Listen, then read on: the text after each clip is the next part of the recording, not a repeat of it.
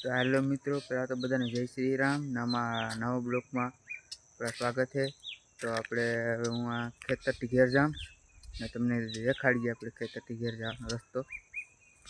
જોઈ લો મિત્રો, આપણે ખેતરથી ઘેર જઈએ.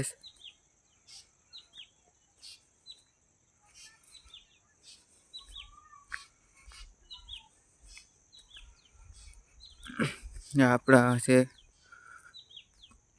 ખેતરથી ઘેર જઈએ આપણે મિત્રો.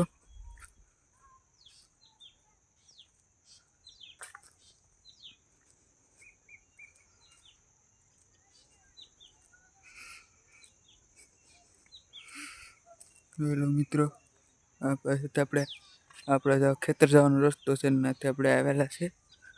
આપણે ઘેર જવાનો રસ્તો છે.